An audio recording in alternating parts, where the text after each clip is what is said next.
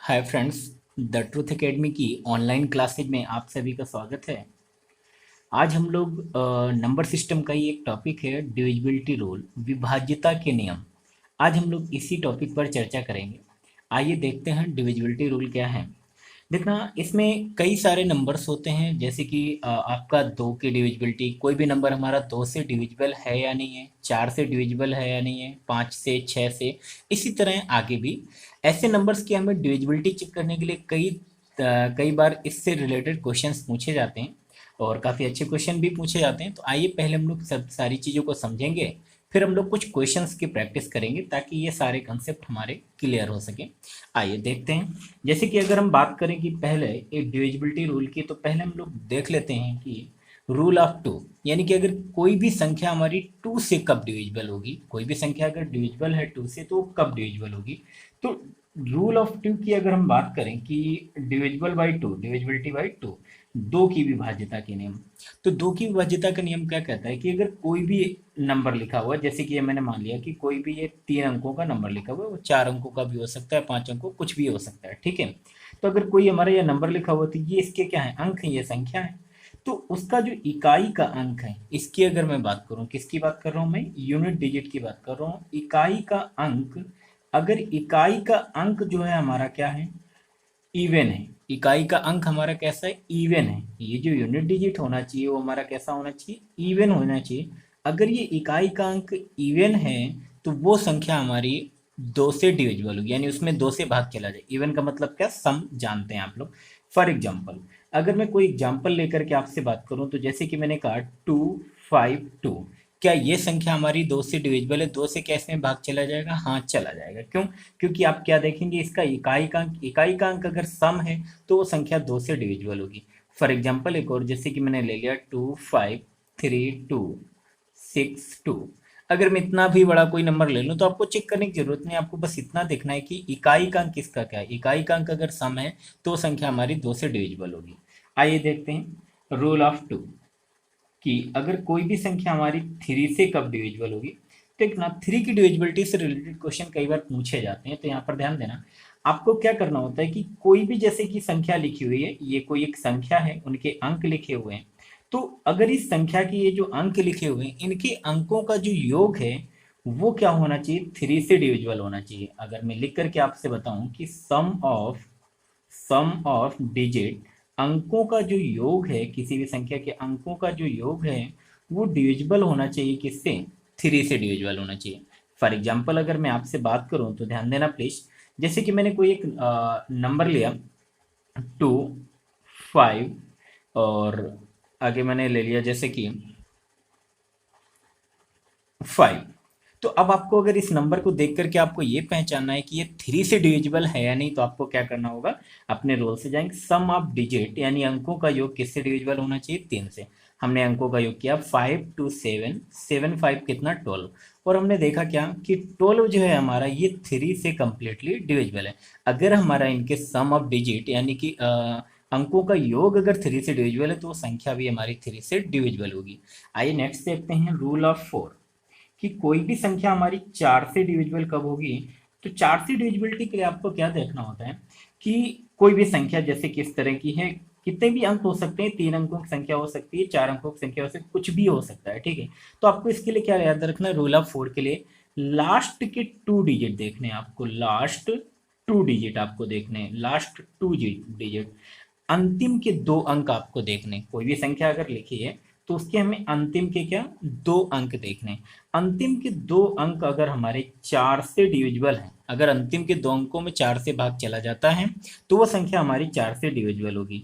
अगर मैं उदाहरण लेकर के बात करूं, तो जैसे कि मैंने आपसे किया कि 3 7 3 2, क्या ये हमारी संख्या चार से डिविजिबल है, तो कैसे चेक करेंगे, आपको अंतिम के दो अंक देखने हैं। अंतिम के दो अंक अगर चार से डिविजिबल है तो वो संख्या हमारी चार से डिविजिबल होगी। हमने देखा अंतिम के दो अंक 32 हैं, यानी तीन और दो हैं 32 हैं, और ये चार से डिविजिबल है, इसका मतलब ये पूरी की पूरी संख्या जो है वो किससे डिविजिबल होगी, चार से डिविजिबल होगी। आइए नेक्स्ट देखते हैं। अगर हम बात करें रूल फाइव की, तो रूल फाइव हमारा क्या कहता है, रूल फाइव का मतलब कि रूल ऑफ फाइव, मतलब कि पांच की डिविजिबिलिटी, पांच की विभाज्यता। तो कोई भी संख्या अगर हमारी लिखी है उसमें कोई अंक दिए गए हैं इस तरह से, ठीक है। आपको क्या करना है कि इसमें लास्ट का डिजिट देखना है। क्या देखना है? लास्ट डिजिट देखना है, अंतिम अंक क्या। 5 की विभाज्यता के लिए हम लोग क्या चेक कर रहे होंगे? लास्ट डिजिट चेक कर रहे होंगे। लास्ट डिजिट में दो बातें होनी चाहिए। क्या?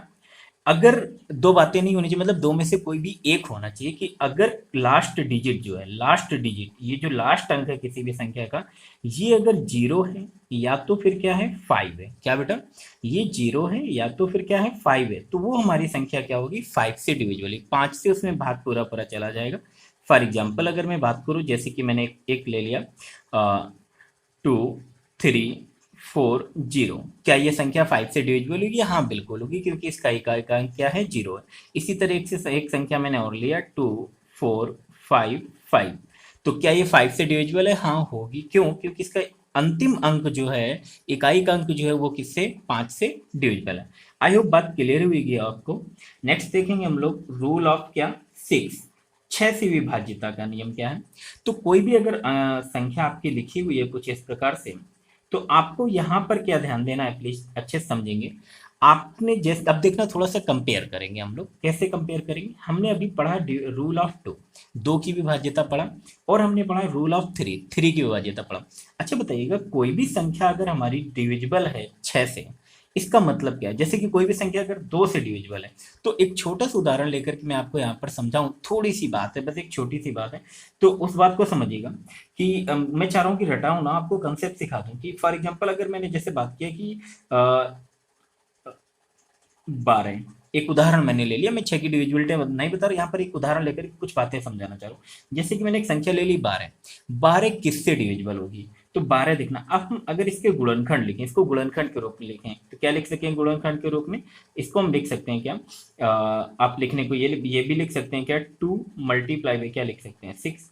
अब देखना, 2 मल्टीप्लाई बाई 6, इसी को अगर आगे मैं और बढ़ाकर कैसे लिखूं, 2 मल्टीप्लाई बाई 3 मल्टीप्लाई बाई क्या, 2 लिख दिया मैंने। तो कोई तकलीफ वाली बात नहीं। ये अभी भी 6 लिखा हुआ है, ये 2 लिखा हुआ है। तो इसका मतलब क्या हुआ कि अगर हम कोई भी संख्या डिविजिबल तभी होगी जब उसके गुणनखंड में, जब उसके गुणनखंड में वो नंबर मौजूद होगा। जैसे कि 12, 12 2 से भी डिविजिबल है, 6 से भी डिविजिबल है, तो देखना उसके गुणनखंड में 2 भी है और 6 भी है। बात समझ आई ना?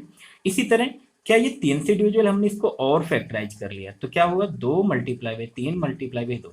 ये 12 2 से डिविजिबल है, 3 से डिविजिबल है, और 3 दूना 6 से डिविजिबल है, और 2 और 2 को मल्टीप्लाई करूँ तो 4 से भी डिविजिबल है, और अगर पूरे को मल्टीप्लाई कर दूं तो 12 से भी डिविजिबल है।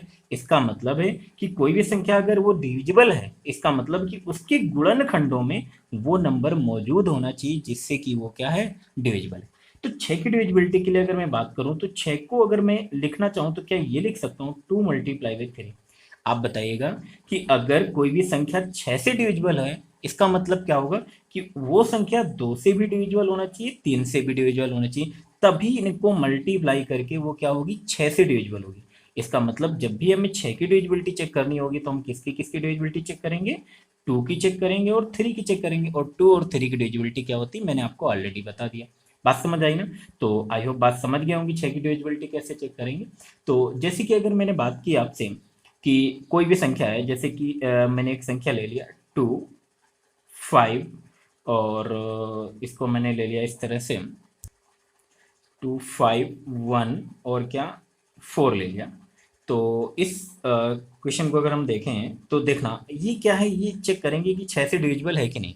तो अगर ये 6 से डिविजिबिलिटी इसकी चेक करनी है, तो हम क्या करें बेटा, पहले 2 से चेक करें। 2 की डिविजिबिलिटी क्या है कि इकाई का अंक सम होना चाहिए, तो वो तो है। फिर देखेंगे 3 की डिविजिबिलिटी क्या होती है, इनके अंकों का योग 3 से डिविजिबल होना चाहिए। हमने देखा 5 2 7 1 8 4 12 है, इसका मतलब इस 6 से डिविजिबल है। आइए देखते हैं 7 की डिविजिबिलिटी। देखिएगा, अगर हम बात करें रूल ऑफ 7 की, डिविजिबिलिटी किसकी, रूल ऑफ 7। तो अगर हम रूल ऑफ 7 की बात करें, 7 की डिविजिबिलिटी की, तो यहाँ पर ध्यान देना क्या बेटा, समझिएगा कि अगर हम 7 की डिविजिबिलिटी, जैसे कि हर एक के लिए तो केसेज होते हैं, ठीक है, लेकिन यहाँ पर कुछ एक स्पेशल केस होंगे, वहीं पर हम 7 की विभाज्यता चेक कर सकते हैं। इस बात को जरूर ध्यान रखिएगा। जैसे कि एक केस क्या होता है, पहला, अगर इस तरह का क्वेश्चन आपको मिलता है कहीं पर क्या, कि कोई भी अंक है, कोई भी अंक है, वो अगर 6 बार रिपीट हो रहा है। जैसे कि अगर मैं बात करूं कि कोई भी, जैसे कि एक कोई अंक था, ये 6 बार रिपीट हो रहा हो। कितनी बार बेटा? 6 बार रिपीट हो रहा हो। समझना मेरी बात को।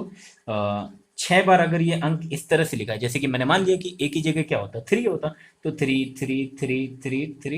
इस तरह से लिखा होता। बात समझ आ रही है ना? तो क्या होगा, अगर कोई भी अंक 6 बार लिखा है इस तरह से, तो ये देखना एक साथ कई नंबर से डिविजिबल होता है। ये एक स्पेशल केस है, तो इसको याद रखना हमेशा। क्या कई बार पूछ लिया जाता है, 3, 7, 11, 37 एंड 1001। अगर कोई भी अंक 6 बार रिपीट करके लिखा है, इसका मतलब वो संख्या किससे किससे डिविजिबल हो सकती है? 3 से भी डिविजिबल होगी, 7 से भी, 11 से भी, 37 से भी, 1001 से भी। आई होप बात क्लियर है। दूसरा केस अगर हम बात करें, तो दूसरा केस क्या है कि अगर कोई भी 3 अंक अगर 2 बार रिपीट हो, जैसे कि ए बी सी, ये कोई 3 अंक है। अब ये फिर से 3 बार के मतलब दूसरी बार रिपीट हो जाए, तो इस तरह का अगर कोई भी केस अगर आपको मिलता है, तो वो संख्या किससे किससे डिविजिबल होगी? 7 से, 11 से, 1001 से और 13 से। मैं आपसे रिक्वेस्ट करूंगा कि इस चीज को बिल्कुल रट लीजिएगा अच्छे से, ठीक है। तीसरा, अगर तीसरा कोई स्पेशल केस ऐसा आता है कि कोई भी 2 अंक 3 बार रिपीट हो, जैसे ए बी और क्या ए बी, इस तरह से, तो ये संख्या हमेशा 3, 7, और क्या 13 से डिविजिबल होगी। आई होप बात आपको क्लियर हुई होगी। ठीक है, आइए कुछ क्वेश्चंस भी देखेंगे हम लोग। आइए देखते हैं रूल ऑफ 8। अगर हम रूल ऑफ 8 की बात करें, यानी कि विभाज्यता किसकी? 8 की विभाज्यता की बात करें, तो अब देखना, कंपेयर करना। अभी हमने 4 की डिविजिबिलिटी देखी थी ना, तो 4 की डिविजिबिलिटी में क्या देख रहे थे बेटा कि लास्ट के 2 अंकों को अगर 4 से विभाजित करें और भाग चला जाए तो वो 4 से विभाजित होगी। तो याद रखना, 8 के लिए क्या करते हैं, 8 के लिए बस हम लोग लास्ट के 3 डिजिट देखते हैं। 4 के लिए क्या करते थे? 2 डिजिट देखते थे। और यहाँ पर रूल 8 में क्या करेंगे, लास्ट के 3 डिजिट को किससे भाग देंगे? 8 से भाग देंगे। अगर लास्ट के 3 डिजिट 8 से डिविजिबल है, तो वो संख्या हमारी क्या होगी? 8 से डिविजिबल होगी। फॉर एग्जाम्पल अगर मैं बात करूं, जैसे कि 1 2 5 6, क्या ये संख्या 8 से डिविजिबल है? तो कैसे चेक करेंगे बेटा? लास्ट के 3 अंक हम केवल चेक कर लें, 8 3 24, 8 दूनी 16, यानी कि यह संख्या हमारी 8 से क्या है? डिविजिबल है। आइए देखते हैं रूल ऑफ 9। देखना, रूल ऑफ 9 यानी कि 9 की विभाज्यता की अगर हम बात करें, इसको भी कंपेयर करिए। कहाँ से कंपेयर करेंगे आप? रूल ऑफ 3 से। रूल ऑफ 3 में क्या था कि 3 की विभाज्यता में क्या था बेटा कि सभी अंकों का योग किससे डिविजिबल होना चाहिए? 3 से डिविजिबल होना चाहिए। तो आपको यहाँ पर क्या ध्यान देना है रूल ऑफ 9 में, कि सभी अंकों का योग, सम ऑफ डिजिट ये किससे डिविजिबल होना चाहिए? 9 से डिविजिबल होना चाहिए। कंपेयर कर पा रहे हैं ना आप पीछे से? ठीक है, तो देखना ये 9 से डिविजिबल होना चाहिए। अब 9 से डिविजिबल होना चाहिए, तो हम चेक कर लेंगे सम ऑफ ऑल डिजिट। वैसे अब देखना, सम ऑफ डिजिट का मतलब क्या होता है? सम ऑफ ऑल डिजिट। ठीक है, तो इस बात को जरूर याद रखना। ये मत कि कोई भी कितनी भी डिजिट ऐड कर दे, सारी डिजिट को आपको ऐड करना पड़ेगा। फॉर एग्जाम्पल एक उदाहरण हम लेते हैं, जैसे कि 3, 9, 6, 8, 1। क्या ये संख्या हमारी 9 से विभाज्य है? कैसे चेक करेंगे? इनके सभी अंकों का योग करेंगे। कैसे? आप ऐसे करके देख लें चाहो तो। ये देखो 9 तो है ही, ये क्या हो जाएगा? 6 3 9, 8 1 9, सब 9 9, तो 9 को मल्टीपल होंगे तो वो 9 से तो क्या होगी? डिविजिबल होगी संख्या। क्लियर है ना? आइए देखते हैं रूल ऑफ क्या 10, कि कोई भी संख्या हमारी 10 से विभाज्य कब होगी। अब आप कंपेयर करिए, जैसे कि 6 के लिए मैंने क्या बताया था, वो 2 और 3 का मल्टीपल होता है, तो क्या उससे डिविजिबल होती है। इसी तरह 10 की बात करें, तो ये अगर 2 मल्टीप्लाई में अगर हम 5 करें, तभी तो हमें 10 मिलता है ना।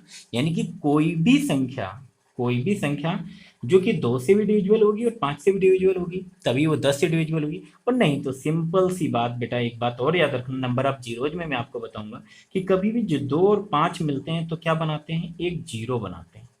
2 पंचे 10, अगर 5 और 2 का पेयर कहीं भी मिल रहा है तो एक जीरो बनाएंगे।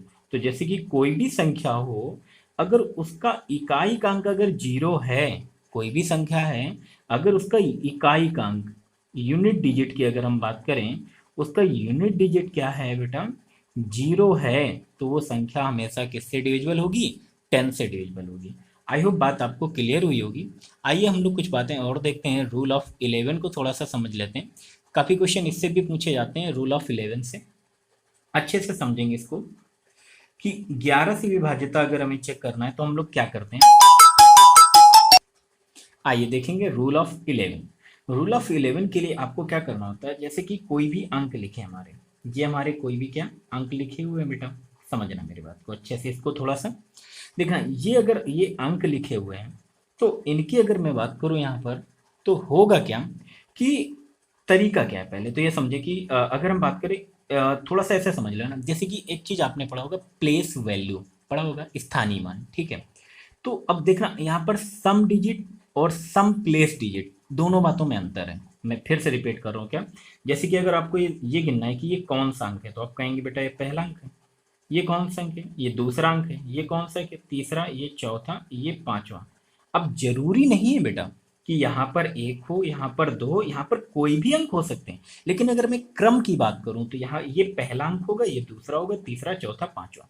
तो बस यही ध्यान देना है, क्या आपको क्या करना होता है, सम ऑफ ऑड डिजिट करना होता है, सम ऑफ ऑड डिजिट नहीं करना होता, ऑड प्लेस डिजिट करना होता है। क्या करना होता है बेटा, sum of odd place digit. Odd place क्या होता है देखना, यही मैं समझाना चाह रहा हूँ कि ऑड प्लेस क्या, ऑड डिजिट क्या होता है देखना।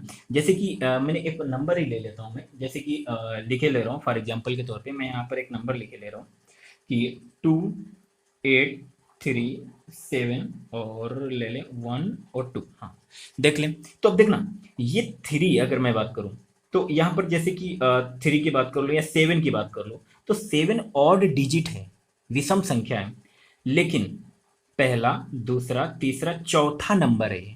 तो सम प्लेस में, चौथा मतलब सम प्लेस में देखना, ये ऑड प्लेस है, ये ऑड प्लेस है, ये ऑड प्लेस है, ये इवन मतलब सम प्लेस है, इवन मतलब सम प्लेस है, ऑड मतलब विषम प्लेस है। बात समझ आ रही है ना, ठीक है।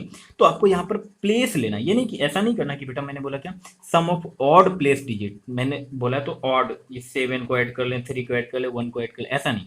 आपको ऑड देखना है, ये ऐड करना है, ये ऑड है 1 3 और 5, ये इस तरह से समझ गए होंगे ना आई होप। देखना कि sum of odd place digit minus sum of even place digit, यहां पर मैं लिखे दे रहा हूं क्या बेटा, sum of even even place digit, sum of even place digit, समझ गए होंगे आप, ठीक।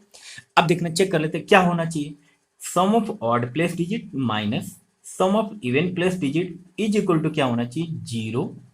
अंतर कितना होना चाहिए, 0, या तो फिर क्या, मल्टीपल ऑफ 11, क्या मैं बोल रहा हूं आप समझ गए होंगे, क्या मल्टीपल ऑफ 11, 11 का गुणज होना चाहिए। क्या होना चाहिए, मल्टीपल ऑफ 11 यानी कि 11 का गुणज होना चाहिए। जैसे कि इस क्वेश्चन को सॉल्व करके देखते हैं कि ये संख्या 11 से डिविजिबल है या नहीं। इसके लिए क्या करेंगे, इसके पहले ऑड प्लेस के डिजिट को ऐड करेंगे। ऑड प्लेस में कौन है बेटा, 2 है, प्लस 3 है, प्लस 1 है, क्लियर है। ये ऑड प्लस डिजिट हो गया माइनस, इवन प्लस डिजिट क्या है, 8 प्लस 7 प्लस क्या 2, 8 प्लस 7 प्लस क्या बेटा 2, इनको सब्ट्रैक्ट करें, 3 2 5, एक क्या बेटा 6, माइनस, इसी तरह हम क्या करें, 8 7 15 और 15 17, माइनस क्या 17। अब देखना एक चीज और याद रखना, मैंने उदाहरण एक जानबूझ करके ऐसा उठाया था क्योंकि कई बार क्या होगा कि अगर मैं ये आप कुछ भी कर सकते हैं, सम ऑफ ऑड डिजिट में सम ऑफ इवन डिजिट घटा दें या सम ऑफ इवन डिजिट में ऑड डिजिट घटा दें, कोई बात नहीं है, ठीक है। तो इसको आप यही मान के चलिएगा 6 माइनस 17 का मतलब कि 17 में 6 घटा रहे हैं तो कितना आएगा बेटा, 11 आया। इनका सब्ट्रैक्ट करके कितना आया, 11 आया। अगर इनको 11 आया सब्ट्रैक्ट करके, तो ये क्या, मैंने वही तो बोला ना कि अगर इनका अंतर कितना आ जाए, 0 आ जाए या 11 का कोई मल्टीपल, जैसे 11 आ गया, 22 आ जाता, 33 आ जाता, तो संख्या हमारी क्या होगी, 11 से डिविजिबल होगी। आई होप बात आपको समझ आई होगी। आगे देखते हैं प्लीज। आइए देखते हैं डिविजिबिलिटी ऑफ 12, रूल ऑफ 11। अगर हम इसकी बात करें कि कोई भी संख्या हमारी 12 से कब डिविजिबल होगी, तो आपको क्या करना है बेटा, चेक क्या करना है कि इसको फैक्टर करें। क्या 4 मल्टीप्लाई बाई 3 लिख सकते हैं 12 को, 12 को हम क्या लिख सकते हैं, 4 मल्टीप्लाई बाई 3। तो आप मुझे बताइएगा कि कोई भी संख्या जो 4 से डिविजिबल होगी, जो 3 से डिविजिबल होगी, तो वो क्या होगी, 12 से भी डिविजिबल होगी। आई होप बात समझ आई ना, ठीक है। तो इस तरह से हम लोग क्या है डिविजिबिलिटी चेक कर सकते हैं। तो ये तो तरीके थे डिविजिबिलिटी के। देखना अब यहाँ पर जनरली 12 तो सब लोग बताते हैं, ठीक है। और जरूरी यही तरीका भी सही है, क्योंकि इसके बाद की जितनी भी डिविजिबिलिटी वो आपको ऐसे ही निकालना आना चाहिए। जैसे कि अब आपसे कोई पूछे कि रूल ऑफ 13 क्या होगा, तो अब क्या होगा, आपको 13 से चेक करके देखना पड़ेगा, डिवाइड करके देखना पड़ेगा। बात समझ आ गई ना? ठीक। अगर 14 होगा तो अब जैसे 14 की बात कर लेते हैं, जैसे कि 14 की डिविजिबिलिटी, कोई भी संख्या 14 से डिविजिबल है या नहीं, तो 14 से थोड़ी ना चेक करेंगे। अब आप क्या क्या चेक कर लो भाई, 2 मल्टीप्लाई बाई क्या बेटा, 7। 2 मल्टीप्लाई बाई अगर 7, तो 2 से चेक कर लो और 7 से चेक कर लो, तो ये चेक कर लेंगे, आ जाएगा। इसी तरह का आप कोई भी नंबर ले लें, जैसे कि हमने मान लिया कि कोई भी संख्या 21 से डिविजिबल है या नहीं, तो क्या कर लो, 3 से और मल्टीप्लाई बाई 7, यानी 3 से चेक कर लो, 7 से चेक कर लो, अगर है तो वो क्या होगी, डिविजिबल होगी। इसी तरह आप किसी भी संख्या की डिविजिबिलिटी चेक कर सकते हैं, तो बाकी आगे की डिविजिबिलिटी फिर पढ़ने की जरूरत नहीं है। आगे देखते हैं कुछ क्वेश्चन अब हम लोग उठा लेते हैं, या एक तरीका, और हम अभी पहले एक छोटे कंसेप्ट पर ध्यान दे लें, उसके बाद हम लोग थोड़ा और आगे बढ़ेंगे। आइए देखते हैं कुछ चीज़ों को समझिएगा। अभी मैंने हालांकि सब कुछ समझा भी दिया है आपको। जैसे कि आपसे कोई कह दे, क्वेश्चन इस तरह से कह दे, कुछ पर्टिकुलर टाइप ऑफ क्वेश्चन पूछे जाते हैं, उनको देख लें कैसे हम कंसेप्ट आपको सिखा दें। कि जैसे कई बार पूछा जाता है कि कोई भी संख्या, जैसे कि मैंने मान लिया 7 और 4 से डिविजिबल है, कोई भी संख्या 7 और 4 से डिविजिबल है, या 7 और 2 से डिविजिबल है, या मैंने मान लिया 7 और 3 से डिविजिबल है, तो वो निम्न में से किससे डिविजिबल होगी? कोई भी संख्या इस तरह से पूछ लिया जाता है, कोई भी संख्या अगर इस संख्या से डिविजिबल है, तो फिर निम्न में से किससे डिविजिबल होगी? तो इस तरह की भी क्वेश्चन कई बार पूछे गए हैं, तो उनको देख लेते हैं प्लीज। जैसे कि एक उदाहरण, जैसे मैंने मान लिया कि कोई भी संख्या अगर 7 और 3 से डिविजिबल है, किससे डिविजिबल है? 7 और 3 से डिविजिबल है, तो ये निम्न में से किससे डिविजिबल होगी? कोई भी संख्या अगर 7 और 3 से डिविजिबल है, किसी भी संख्या में अगर 7 और 3 से भाग दिया जा सकता है, तो निम्न में से और किससे भाग दिया जा सकता है? पहला ऑप्शन आपका ये हो सकता है, जैसे कि 7 प्लस क्या, 3। दूसरा ऑप्शन हो सकता है 7 माइनस 3। और तीसरा ऑप्शन ये हो सकता है 7 मल्टीप्लाई विथ 3। एंड चौथा ऑप्शन हो सकता है क्या बेटा, नन ऑफ दीज, इनमें से कोई नहीं। तो अब आप बताएंगे कि कोई भी संख्या अगर 7 एंड 3 से डिविजिबल है, तो इसका मतलब क्या होता है बेटा? इसका मतलब तो यही होता है ना कि अगर 7 और 3 से डिविजिबल है, तो इनके मल्टीपल से डिविजिबल होगी। 7 3 21, ये भी यहाँ पर समझाया भी था मैंने। इसका मतलब क्या, 7 प्लस 3 तो कैसे होगी, नहीं। 7 माइनस 3 कैसे होगी, नहीं, क्योंकि 7 3 से अगर डिविजिबल है, तो इसका मतलब उस संख्या में 3 भी होना चाहिए, 7 भी होना चाहिए। 3 से भी डिविजिबल होना चाहिए 7 से। 7 में 3 घटाएंगे तो 4 आएगा, तो क्या 4 इनसे डिविजिबल होगा? नहीं। तो क्या होगा, 7 मल्टीप्लाई बाई 3, यही हमारा क्या हो जाएगा, करेक्ट आंसर। ऐसे भी क्वेश्चन पूछे गए। ठीक है, आइए और कुछ चीज़ों को समझ लेते हैं। जैसे कि मैं आपसे बोलूँ, आपसे क्या, कि कोई भी संख्या 8 एंड 6 से डिविजिबल, किससे डिविजिबल है? 8 एंड 6 से डिविजिबल है कोई भी संख्या। अगर कोई भी संख्या 8 एंड 6 से डिविजिबल है, तो निम्न में से किससे डिविजिबल हो सकती है? ऑप्शन है पहला 8 प्लस 6, दूसरा ऑप्शन है 8 माइनस 6, तीसरा ऑप्शन है 10, और चौथा ऑप्शन है क्या बेटा, नन। आपको बताएं इनमें से किससे डिविजिबल होगी वो संख्या। तो अब देखना, 8 एंड 6 से अगर डिविजिबल है कोई भी संख्या, इसका मतलब क्या है कि उस संख्या में 6 से भी भाग चला जाएगा, 8 से भी भाग चला जाएगा। अब 6 से भाग जाने का मतलब, 8 से भाग जाने का मतलब कि वो 4 से भी डिविजिबल है, 2 से भी डिविजिबल है, 3 से भी डिविजिबल है। आप देख लें कि अगर हम बात करें कि इसको सॉल्व करें, तो 8 6 क्या आ जाएगा, 14 बेटा। अगर ये 14 आया, तो इसका मतलब ये तो 7 और क्या, 2 से डिविजिबल है। इसका मतलब अगर ये 7 और 2 से डिविजिबल है, 7 और 2 का मल्टीपल है ना ये, 8 प्लस 6। तो अब अगर कोई भी संख्या 8 और 6 से डिविजिबल है, इसका मतलब उसमें क्या क्या पेयर में हो सकता है? 4 भी हो सकता है, 3 भी हो सकता है। बात समझ आ रही है ना? 4 और 3 का तो पेयर होना ही जरूरी है, तभी 8 एंड 6 से डिविजिबल हो। 4 और 8, सॉरी 8 का, तभी तो 8 एंड 3 से डिविजिबल हो पाएगी। बात समझ आ रही है ना? तो अब यहाँ पर ध्यान देना, तो क्या 8 और 3 का मल्टीपल क्या इनसे डिविजिबल है? नहीं, क्योंकि यहाँ पर तो 7 आ रहा है, तो ये तो होगा नहीं। इसी तरह 8 माइनस 6 की अगर हम बात करें, तो क्या 8 माइनस 6 से, 8 माइनस 6 कितना होता है बेटा, 2। अब आप मुझे बताइएगा, कोई भी अगर 8 से डिविजिबल है, 6 से डिविजिबल है, इसका मतलब उनका इकाई का अंक तो इवन रहा होगा। अगर इकाई का अंक इवन रहा होगा, तो क्या वो 2 से तो डिविजिबल होगी, तो 8 माइनस 6 से डिविजिबल होगी। क्या अच्छा बताना, 10 से डिविजिबल हो सकती है? देखेंगे 2 मल्टीप्लाई बाई 5, तो क्या इनके पेयर में से, इनके फैक्टर्स में से क्या कहीं हमें 5 मिल रहा है? अगर 5 नहीं मिल रहा है, तो फिर क्या वो 5 से तो डिविजिबल नहीं होगी, तो फिर 10 से भी डिविजिबल नहीं होगी। आई होप बात समझ आई होगी। और क्वेश्चंस देख लेते हैं, कुछ अच्छे क्वेश्चंस पूछे जाते हैं कई बार एग्जाम में। जैसे कि मैंने आपसे पूछा कि एक संख्या लिखे दे रहा हूँ, 5 4 3 2 4 7 एक्स 9 6 8 वाई। आपसे कहा जाए कि ये 90 से डिविजिबल है, इसमें किससे भाग जा सकता है बेटा, 90 से। एक कोई संख्या ये है जिसमें कि किससे भाग दिया जा सकता है, 90 से भाग दिया जा सकता है। तो आपको बताना है कि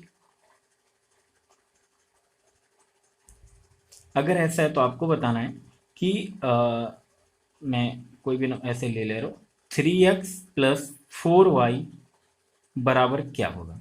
क्या मैं कह रहा हूँ, एक कोई ये संख्या है जो कि 90 से जिसमें भाग जा सकता है, ठीक, कंप्लीटली डिविजिबल है। तो आप मुझे बता दें कि 3x + 4y क्या होगा। क्या कहना चाह रहा है आपसे क्वेश्चन, कि x और y की वैल्यू पता हो तो हम बता देंगे इसकी वैल्यू। x और y कैसे पता करेंगे, अच्छा बताना बेटा, 90 का मतलब क्या, क्या मैं इसे 10 × 9 लिख सकता हूँ, बिल्कुल लिख सकता हूँ, ठीक है। तो अगर ये संख्या 90 से डिविजिबल है तो 10 से भी होना चाहिए, 9 से भी होना चाहिए। आप बताइए मुझे कि 10 की डिविजिबिलिटी के लिए क्या कंडीशन बताई गई थी, कि इकाई का अंक क्या होना चाहिए, 0 होना चाहिए। तो y 0 होगा तभी ये 90 से डिविजिबल होगी। इसका मतलब हमें पता चल गया कि y कितना है बेटा, 0। अब आप मुझे बताइए कि कोई भी संख्या 9 से डिविजिबल कब होती है, जब उसके अंकों का योग क्या होता है, 9 से डिविजिबल होता है। तो चेक करेंगे, 5 4 9 ये तो हो गया, 4 3 7 2 9 ये भी हो गया, और ये 9 तो है ही, ये 7 बच रहा है। और इधर अगर हम बात करें तो ये कितना, अब जो जो बच रहा है उसको केवल ऐड कर लें। ऐड तो पूरा भी कर सकते हैं, लेकिन हाँ ऐसा कर ले ज़्यादा बेहतर है। 7 प्लस क्या बेटा, 6 प्लस क्या बेटा 8, और ये तो 0 है, और प्लस क्या x। अब ये देख लें कि इसमें कितना जोड़ दें कि ये 9 से डिविजिबल हो जाए। तो देखना, ये कर दें कि हम 6, इससे हम ले लें 3, तो कितना हो जाएगा, 7 5 12, और 12 और ये कितना 6, यानी कि x की वैल्यू क्या हो जाए, अगर 6, अगर x की वैल्यू 6 हो जाए तो ये संख्या क्या हो जाएगी, 9 से भी डिविजिबल हो जाएगी कंप्लीटली। तो यहाँ x की वैल्यू कितनी आ गई बेटा, 6। तो आपका आंसर क्या हो जाएगा, 3 × 6 + 4 × क्या 0, यानी कितना आ जाएगा, 6 का 18 + 0 यानी कि 18। करेक्ट आंसर क्या होगा, 18। आइए कुछ और क्वेश्चंस देखते हैं। आइए डिविजिबिलिटी से रिलेटेड एक दो इम्पॉर्टेंट कॉन्सेप्ट हैं जो रिमाइंडर केस से भी रिलेटेड हैं, ठीक है। तो आइए उन चीज़ों को समझ लेते हैं। आप बताइएगा मुझे बेटा कि जैसे कि आपको अगर दो की डिविजिबिलिटी चेक करना होता था तो आपने क्या देखा, आप क्या देखते थे, लास्ट की क्या 1 डिजिट देखते थे। यही तो कर रहे थे ना, कि लास्ट की 1 डिजिट क्या होनी चाहिए, इवन होना चाहिए। इवन होने का मतलब 2 होना चाहिए, बस हम 2 हो 4 हो ऐसा है, ठीक, बात समझ आ रही है ना, कि लास्ट डिजिट देखते थे। जब आपने 3 की डिविजिबिलिटी, सॉरी, जब आपने 4 की डिविजिबिलिटी चेक की तो आपको मैंने क्या बताया, लास्ट के 2 डिजिट चेक करने के लिए बोला, बोला कि नहीं, मैंने बोला क्या बेटा, 2 की डिविजिबिलिटी चेक करने के लिए हमने लास्ट का 1 डिजिट देखा था, 4 डिजिट का 4 से डिविजिबिलिटी चेक करने के लिए लास्ट का 2 डिजिट देखा था। 8 की बारी जब आई तो हमने क्या लास्ट के कितने डिजिट देखे थे बेटा, 3 डिजिट देखे थे। समझना, इंपॉर्टेंट कंसेप्ट है, ठीक। इसी तरह आप मुझे बताना कि अगर मैं 16 की डिविजिबिलिटी चेक करूं तो क्या मतलब लास्ट की कितने डिजिट देखने पाएंगे। तो इसके लिए कंसेप्ट है, यहाँ से समझना कि जब 2 की डिविजिबिलिटी लास्ट लास्ट का 1 डिजिट मतलब 2 की घात 1 लिख सकते हैं। 4 की डिविजिबिलिटी चेक कर रहे हैं तो लास्ट के 2 डिजिट दिख रहे हैं, क्यों, 4 को हम क्या लिख सकते हैं, 2 की घात 2। 8 की डिजिबिलिटी चेक कर रहे हैं तो लास्ट के 3 डिजिट चेक कर रहे हैं, यानी कि 2 की घात 8 को क्या लिख सकते हैं, 2 की घात 3। बस समझ आ रही है। तो आप मुझे बताइए कि जब 16 की डिविजिबिलिटी चेक करनी होगी तो लास्ट के 4 डिजिट चेक करेंगे। इसका मतलब 2 की घात क्या 4, 2 की घात 4 यानी कि 4 जो है ना, लास्ट के 4 डिजिट चेक करेंगे। इसी तरह आप क्या आगे नहीं बढ़ सकते, कैसे, 32 से अगर डिविजिबिलिटी चेक करना होगा तो 32 का मतलब क्या होता है, 2 की घात क्या बेटा 5। तो इसका मतलब लास्ट के 5 डिजिट हमें चेक करने होंगे, भाग दे करके देखना होगा। अगर लास्ट के 5 डिजिट 32 से डिविजिबल हैं तो वो संख्या क्या होगी, 32 से पूरा डिविजिबल होगी। क्या इंपॉर्टेंट कॉन्सेप्ट ये समझ आया, ठीक है। एक उदाहरण लेते हैं, जैसे कि अच्छा क्वेश्चन है क्या, कि ऐसे लिखा है 1 2 3 4 5 6 7 8 9 10 11 12, ऐसी डट डट डट 17 18 19, यहाँ तक मल्टीप्लाई करके इस तरह से, मतलब मल्टीप्लाई करके नहीं लिखा हुआ है, ये कोई संख्या ही लिखी हुई है केवल, क्या लिखिए, मल्टीप्लाई करके नहीं लिखा हुआ है। पहली बात ध्यान दे लें, क्या ये मतलब मैंने ये एक सीरियल से लिख दिया है, हो सकता है सीरियल से मैं ना लिखता, ऐसा लिख देता 4 5 6 7 8 या 10 11 12, बीच बीच में कहीं भी कुछ भी लिख देता मैं, एक ऐसे कोई नंबर लिखा गया। और आपसे कहा जा रहा है कि आपको चेक करना है, मतलब आपसे ये बात कही जा रही कि ये संख्या 32 से डिविजिबल है। ध्यान देना मेरी बात को, आपसे क्या कहा जा रहा है कि ये जो पूरी संख्या लिखी हुई है ये 32 से डिविजिबल है, यानी कि इसमें 32 से भाग दिया जा सकता है। अगर इसमें 32 से भाग दिया जा सकता है तो आप हमें बता दें कि शेषफल क्या आएगा। अगर इस संख्या को, मतलब डिविजिबल नहीं है, सॉरी, इस बात को थोड़ा सा रिपीट कर रहा हूं मैं, क्या ये संख्या डिविजिबल नहीं 32 से, मतलब कहने का अगर इस संख्या में 32 से भाग दिया जाए तो शेषफल क्या बचेगा, इस तरह का क्वेश्चन है। क्या समझ आया? अगर हम इस संख्या को, अब क्या तरीका क्या होगा, इस संख्या को 32 से भाग देने बैठे हैं पूरे संख्या को, फिर देखें कि रिमाइंडर क्या आ रहा है। लेकिन अगर आपको रूल पता है, तरीका पता है, तो बड़े आसानी से कर सकते हैं। क्या आपको पता है कि अगर ये संख्या 32 से डिविजिबल है होगी, तो हमें तो ये पता है, क्या ध्यान देना, कि अगर ये संख्या 32 से डिविजिबल, हम क्या करते हैं, क्या कर सकते हैं, लास्ट के केवल डिजिट देख लें, चेक कर लें। लास्ट के 5 डिजिट केवल, अगर 32 से डिविजिबिलिटी चेक करनी है तो लास्ट के 5 डिजिट देख लें, उनमें से देख लें क्या रिमाइंडर बच रहा है। क्योंकि कोई भी 5 डिजिट, अगर हम इनमें बात करें कि ये 5 डिजिट, ये तो 32 से डिविजिबल है, अगर 32 से डिविजिबल है तो वो संख्या भी पूरी 32 से डिविजिबल होगी। इसी तरह हम क्या करें, लास्ट के केवल 5 अंकों को केवल भाग दे करके देख लेंगे। समझ गया ना? यानी कि 32 से किसको भाग देंगे, 71819 को भाग दे करके देखेंगे। और जैसे इनमें भाग देंगे तो आप इसको सोल्व कर लें तो कितना आ जाएगा, 32, 32 दूना क्या 64, सब्ट्रैक्ट करेंगे 7, यहाँ पर क्या आएगा बेटा 8, और फिर 2 बार जाएगा, 32 दूना क्या 64, यहाँ पर आ जाएगा 4 और 1 14, ऊपर से 1 आ जाएगा, फिर ये हो जाएगा आपका लगभग 4 बार चला जाएगा तो कितना आ जाएगा 128। फिर सब्ट्रैक्ट करेंगे, नीचे हो सकता है दिख ना रहा हो आपको, चलो ठीक है, आप सॉल्व तो कर लेंगे ना इसे।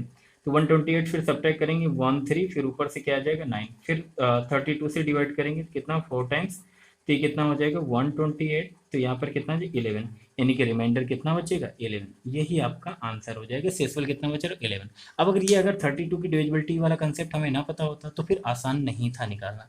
आई होप बात समझ आई होगी। नेक्स्ट क्वेश्चन देखेंगे प्लीज। एक छोटे से क्वेश्चन को और देखेंगे, इसी इंपॉर्टेंट कंसेप्ट से ही रिलेटेड है, तो आइए देखते हैं क्या। जैसे कि कई बार अगर आपके सामने क्वेश्चन कुछ इस प्रकार से लिखा हो, क्या कि 4 4 4 ऐसे करके करीब लिखा हो, मैंने मान लिया जैसे 50 टाइम्स, 50 बार लिखा है। कितनी बार लिखा है बेटा, 50 बार लिखा है। कर अगर इसे हम 37 से भाग दें, 37 से भाग दिया जाए तो रिमाइंडर क्या बचेगा, शेषफल क्या बचेगा, ये चीज़ आपसे पूछी जाए अगर, तो ध्यान देना क्या करना होता है इस तरह क्वेश्चन में, कि अगर ये 50 टाइम्स लिखा है और 37 से डिवाइड कर रहे हैं तो रिमाइंडर कितना बचेगा। तो अगर ये रिमाइंडर हमें पता करना है कितना बचेगा, तो आपको अभी एक तरीका बताया, क्या क्या बताया था मैंने, कि अगर कोई भी अंक जो है कितनी बार रिपीट होकर के लिखा है, 6 बार, अभी बताया था ना, ए, इस तरह से अगर वो 6 बार रिपीट करके लिखा है तो ये हमेशा किससे डिविजिबल होता है, 7 11 13 एंड क्या बेटा 37 से डिविजिबल होता है ना। ठीक, तो ये बात आपको अच्छे से पता है। अगर ये बात अच्छे से पता है आपको, तो इसी का यूज करके हम इस क्वेश्चन का सॉल्यूशन निकाल सकते हैं। कैसे, आपको क्या करना है कि 4 अगर 6 बार लिखा होता तो वो तो पूरा पूरा डिविजिबल होता, फिर 6 बार लिखा होता वो भी पूरा पूरा डिविजिबल होता। यानी कि 4 देखें, 6 के पेयर में 50 टाइम्स अगर लिखा है तो 6 के पेयर, 6 से 42 48, यानी कि 48, यानी कि 48 टाइम, 48 बार 6 अगर लिखा होगा तो वो तो 37 से 7 से 11 से 13 से 37 से सबसे डिविजिबल होगा ना। बात समझ आई ना? ठीक है, तो फिर बचे हुए को केवल ले लें, क्या बचेगा 2 अंक, 2 बार बचेगा। अब इसे 37 से डिवाइड करेंगे तो रिमाइंडर क्या बचेगा, तो 44 को अगर आप जो है किससे डिवाइड कर रहे हैं, 37 से डिवाइड कर रहे हैं तो कितना रिमाइंडर क्या हो जाएगा आपका 7। क्लियर है? तो आंसर आपका यही हो जाएगा। आई होप बात समझ आई होगी। इस ये कुछ पर्टिकुलर टाइप के, मतलब कुछ कुछ चीज़ें मैंने उठा ली हैं ताकि आप चीज़ें आपको सारी बता सकूं, बाकी प्रैक्टिस आप अलग से करें। और जब मैं प्रीवियस ईयर क्वेश्चंस कराऊंगा तो तब तो मैं सारी चीज़ें क्लियर करूंगा क्वेश्चंस, तो क्वेश्चन में ज़्यादा कराने का प्रयास नहीं कर रहा हूँ ताकि आपको कंसेप्ट क्लियर हो सके कम से कम समय में। Okay, thank you.